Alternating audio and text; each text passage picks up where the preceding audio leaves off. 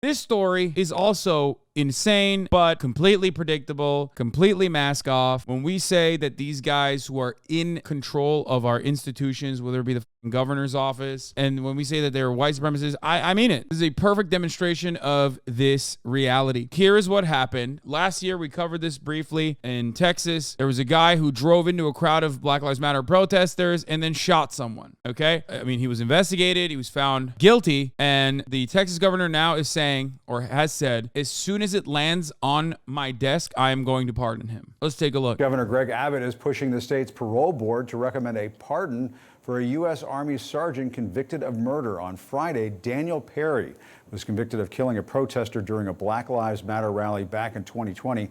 He says he fired his weapon in self-defense after he says protesters surrounded his car as he drove through downtown Nashville. His lawyers argue he had the right to open fire after one demonstrator, he says, raised an assault rifle at him. CNN's Camila Bernal joins us now. There are some in conservative media that have been encouraging the governor to pardon Perry, and even Kyle Rittenhouse has been very vocal on Twitter. I just don't understand, like, why he felt insecure that there were other guns around. Almost like this is exactly what I said at the time, which was relevant then and is relevant now, that more guns equals less safety, and that, bringing guns to protests is not a good idea in general. Obviously, the guy who got shot doesn't deserve it.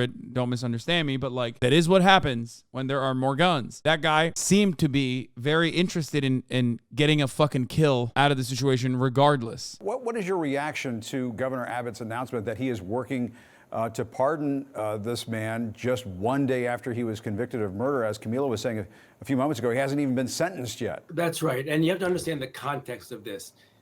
Oh, yeah.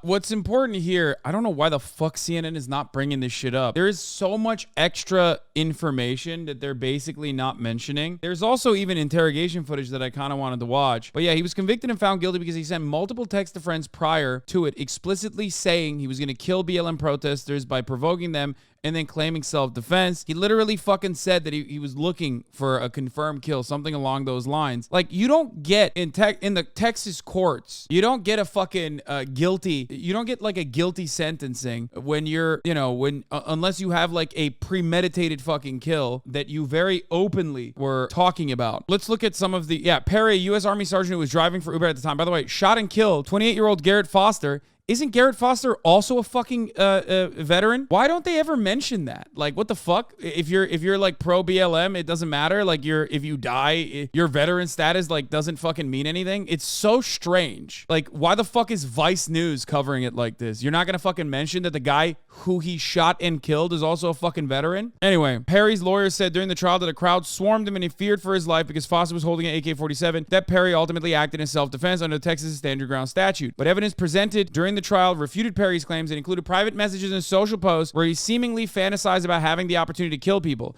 I might have to kill a few people on my way to work. They are rioting outside my apartment complex, Perry wrote to a friend in June 2020, a month before he killed Foster. Remember, Kyle Rittenhouse did this exact same shit, but he got away with it. In another message, Perry wrote, I might go to Dallas to shoot looters. The case was reminiscent of the trial of Kyle Rittenhouse, who killed two protesters later that year during an uprising in Kenosha, Wisconsin. Unlike Rittenhouse, however, Perry was actually found guilty of murder Friday, following a week of deliberations. In Texas, that can carry a sentence of anywhere from 5 years to life in prison. Rittenhouse himself, Fox News host Tucker Carlson, immediately began lobbying Abbott to pardon Perry. This is a legal atrocity, they said. You want to know why they said that? Because they want this shit to be legal. That's it. They want premeditated murder to be legal. That's it. There's no other reason. He went and he killed a BLM protester. He openly stated that he wanted to kill a Black Lives Matter protester, a veteran as well, by the way. Not that it matters in this circumstance because he was on the wrong side of politics. Less than 24 hours after Perry was convicted and before he was even sentenced, Abbott said in a Saturday statement he'd moved to pardon Perry, saying Texas's Stand Your Ground law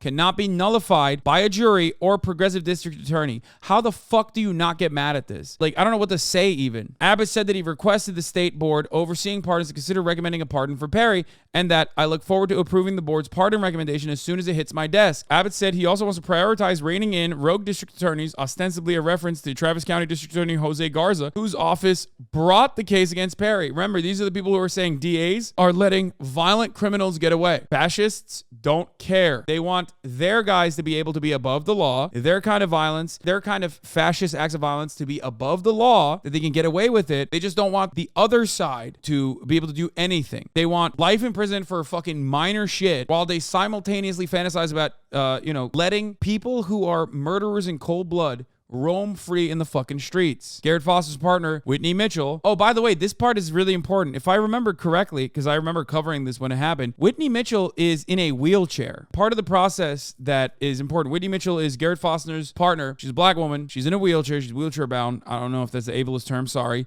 The reason why I'm mentioning that this is important is because he was literally pushing her, if I'm not mistaken. And he was worried that his girlfriend in a wheelchair was about to get fucking hit. I don't even think she has legs. I think she's amputee. The governor has immediately taken that away since he announced there are 2 legal systems in Texas. One for those with power like Mr. Perry and one for everyone else. Abbott, who is in his 3rd term and 9th year as governor, blah, blah, blah. I don't care. Recommend pardoning. In 2021, the Texas Board of Pardons and Paroles recommended pardoning George Floyd posthumously for a minor drug conviction from 2004, for which Floyd had been convicted based on a testimony of a Houston cop who had later been found to have repeatedly fabricated evidence. But Abbott did not grant that pardon, and then the following year, the same board recommended against the pardon unanimously. So he wouldn't even give a symbolic posthumous pardon to George Floyd when the cop that fucking got him guilty of a charge was literally lying repeatedly for fabricated evidence. That's it. There's nothing you need to know any more than this. After hearing from civilian eyewitnesses and expert witnesses and deliberating for over 15 hours, the jury reached a unanimous decision that Daniel Perry did not kill Garrett Foster in self-defense and was guilty of murder beyond a reasonable doubt. All right, if you want to be more pissed, here you go. Protesters allege Austin police dumped quadruple amputee activist Whitney Mitchell out of her wheelchair. The fiancee of Garrett Foster was attending a police brutality protest. You want to understand how the fucking law works. That's how it fucking works. I'm not going to lie. It is Texas's dog shit in general. But I mean, this is somehow even more dog shit by Texas standards. Like it never ceases to shock me how fucking awful red states can sometimes be, or just the American criminal justice system in general. It is violent. It's awful. Its mistreatment of marginalized groups is deliberate, systematic, disgusting, unacceptable. And yet it continues. Obviously, there is no fucking party of law and order. That's not real. The law and order is simply a dog whistle to justify doing whatever kind of brutality to marginalized communities and legitimizing that. Sergeant Perry is 70 miles away from his base, driving around in a Uber car of some sort. He encounters these protesters, and rather than turn around and leave, he drives his car into the middle of them. And you can't forget Charlottesville, where people were killed by a car doing the exact same thing. So as he's approached by the victim, instead of, again, leaving the scene as he could have, he opens fire on him. The jury deliberates 17 hours, Jim, over an 8-day trial, and they convict him of murder. They reject his right to defend himself, defense. And Governor Abbott should let the jury's verdict stand. There's no basis in law or fact for this, so it therefore smacks of politics, because this was a Black Lives Matter protest. That is exactly what it is. Because what Governor Greg Abbott is saying is that if you go to a fucking Black Lives Matter rally and you shoot people there, that's a good thing. That's what he is saying. That's the point. That's why Florida passed the fucking kill protesters, you can run them over law. There were a bunch of states that pushed it even before Charlottesville and even after Charlottesville. Okay? I didn't want to give him a chance anymore, you know? And then what Perry did while he was sitting in the driver's seat. Hello, Chelsea. Bro, you mean a little fortunate loser that probably went straight in the protest looking for trouble? Brother, he openly said it. He said it. I didn't want to give him a chance to aim, by the way, is enough. Paired up with the fact that he said he wanted to fucking kill people at a BLM protest. Like, what do you want? What the fuck more do you want? Why was this man doing Uber rides with a loaded assault rifle in the car? I wonder why he posted on social media about how he wants to kill Black Lives Matter protesters and then was driving around directly in the vicinity of a Black Lives Matter protest with a loaded assault rifle in his car. I guess he was just, trying to fucking do his job, right? He fucking said it doesn't matter if he has a fucking Glock on him. That's insane too. But unfortunately for Texas, it's normal. But hey, guess what? This is what happens when it is normal. That's the whole point. That's why we fucking talk about how it's insane that you could just like carry a loaded fucking weapon on your belt or in your car that you could just like pull out and shoot someone with. The guy got shot, flagged him with an AK. Yeah, it doesn't, dude. You can say whatever the fuck you want. Oh, big scary gun. He's got an AK-47. Motherfucker, the entire point of like an armed society is a polite society is that an armed society is supposed to be a polite society. You can't turn around and be like, well, okay, now I'm scared. If we find out that you are, I don't know, protesting Black Lives Matter, I get to kill you for free? Like, that's insane. You can't have it both ways, which, by the way, fascists are. The fucking guy said the victim had the gun not fucking aiming at him. He said, I didn't want to give him a chance to shoot me. One thing that Perry kept mentioning throughout the videos and recordings that he was texting a woman and driving. He adds he was not paying attention. That's one of the reasons why he accidentally drove in the crowd of protesters. The state presented those messages between him and the woman. The woman was a passenger he picked up for working for Uber earlier in the night. She asked him for $200 for the hangout, to which he declined. Pamela Mazak, an APT crime analyst, was called to stand and break down her analysis of Perry's Uber and cell phone location records from the night of July 25th, 2020. She said that last text Perry received or sent out was 2 minutes before he entered the intersection with the protesters. The defense argues that Perry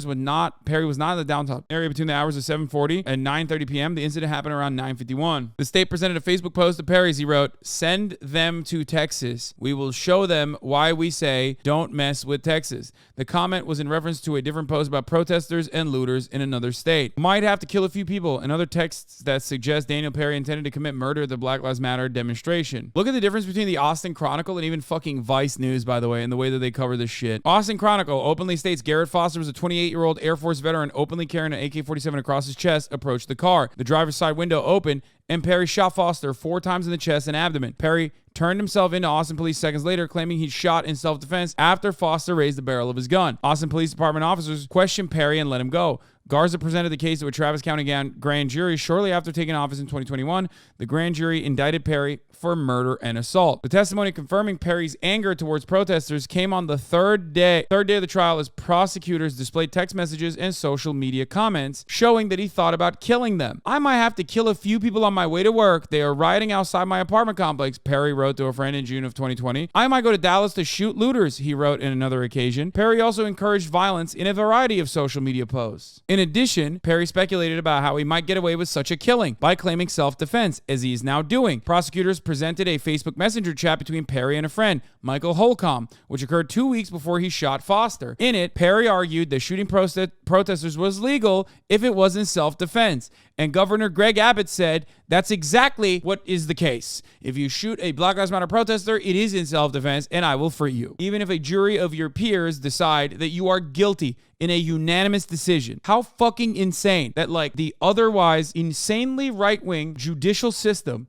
the courts in the state of motherfucking Texas, found this man guilty of killing someone, okay, murder, first-degree murder, and the governor was like, nah. Holcomb, who was called to stand Wednesday afternoon, seemed to try to talk Perry down. "Aren't you a CDL holder too?" he asked, referring to the men's license to carry concealed handguns. "We went through the same training. Shooting after creating an event where you have to shoot is not a good shoot." None of this seeming premeditation was on display after Perry turned himself to APD officers. In his 911 call, Perry claims that he drove into the protesters by mistake after taking a wrong turn. Body camera video played the next day shows Perry after being taken into custody, telling officers Foster had pointed his gun at him. "I didn't know he was going to aim it at me," Perry says. "I thought he was going to kill me. I've never been so scared in my life."